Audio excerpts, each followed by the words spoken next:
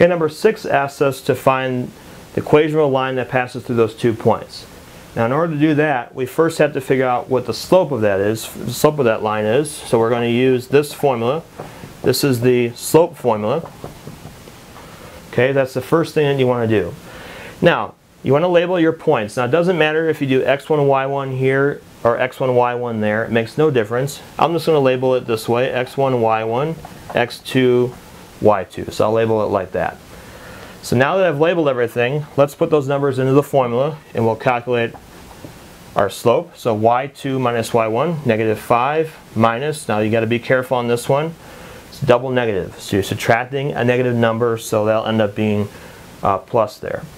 On the bottom you have x2 minus x1, negative 4 minus 2.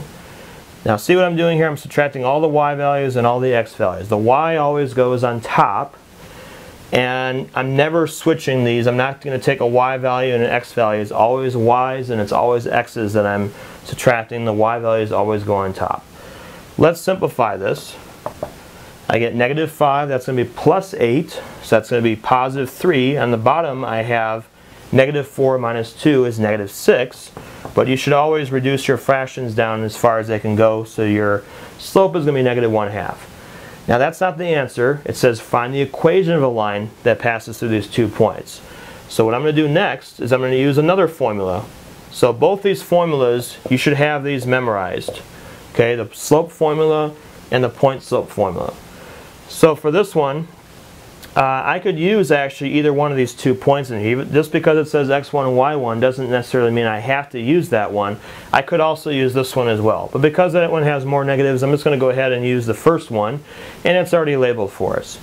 So I have y minus, again be careful with the double negatives you got there, negative 1/2 x minus 2. So we're going to simplify this, y plus 8, and then I have the rest of it.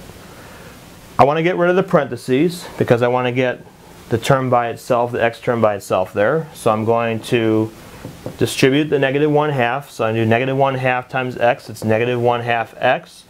And then I have negative 1/2 times negative 2. Now I know half of 2 is 1. Be really careful with your signs. Another place where I see common mistakes is forgetting to multiply the negative times the negative to get a positive. That's going to change. So I really get a plus 1 there. Last thing I'll do is I want to subtract 8 from both sides because I want to get y by itself. So I get negative 1/2 x. 1 minus 8 is negative 7. This is in slope-intercept form because we have the x part and we have the number part that comes second.